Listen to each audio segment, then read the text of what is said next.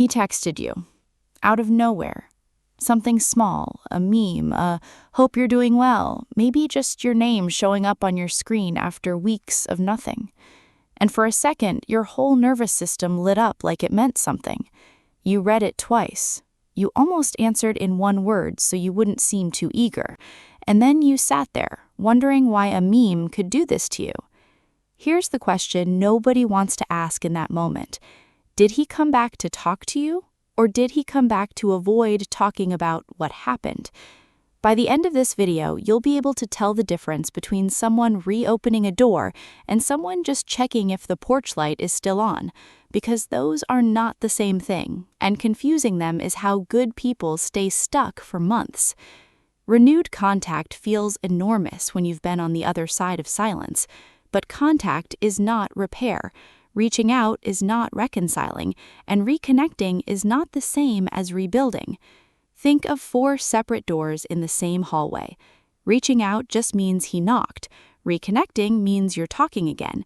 Reconciling means naming what broke it. Rebuilding means that naming holds over time. He can walk through the first, even the second, and still be nowhere near the third. Wanting your voice back and wanting the hard conversation back are not the same want. If you felt that whiplash, hope, then confusion, then hope again, stay with me. This is the pattern underneath it. Point 1. Reaching out restores access, not accountability. When an avoidant re-enters your life, what they're often reopening is access, a channel back to comfort, familiarity, the version of you that felt easy before things got heavy. That's real. It's just small. It doesn't include the harder layers, naming what happened, owning their part, sitting with how it affected you. A person can miss the warmth of you before they're ready to face the truth of what they did with it. Point 2. Deflection isn't proof of a hidden motive, but it isn't nothing either. Here's where a lot of people overcorrect. When he changes the subject the moment the breakup comes up, it's tempting to read that as either he doesn't care or he's secretly playing games. Usually it's neither. Avoiding the real conversation reflects genuine discomfort, with shame, conflict, vulnerability, the weight of expectations he's not sure he can meet. That discomfort doesn't prove bad intent. It also doesn't prove he's quietly working through it and will arrive there on his own. It's simply where he is right now. What matters isn't the story you build around the deflection, it's whether it changes. Point 3. Watch the pattern, not the moment. One conversation won't tell you much on its own. What actually tells you something is what happens across several.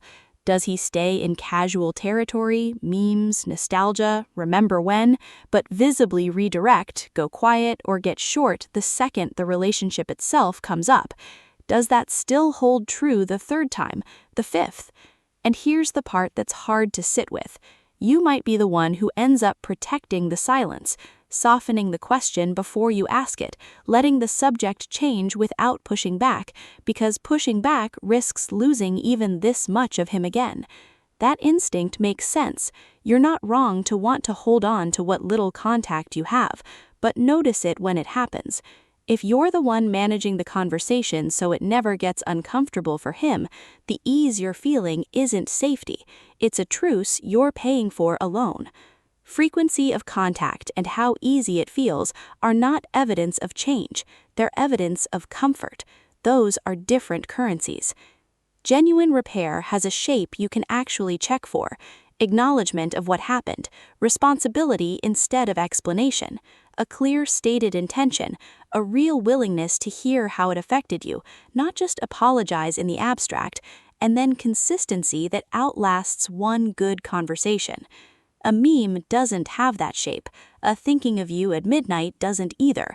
Those are just proof he still knows the way to your street. Whether he's willing to walk all the way up and knock on the part that matters, that's a different question, and it's the one worth waiting to answer. If you want to understand what it actually means when he starts testing whether the door is open at all after real no contact, that is exactly what the next analysis decodes. I'm Attachment Decoded, and I'll see you in the next analysis.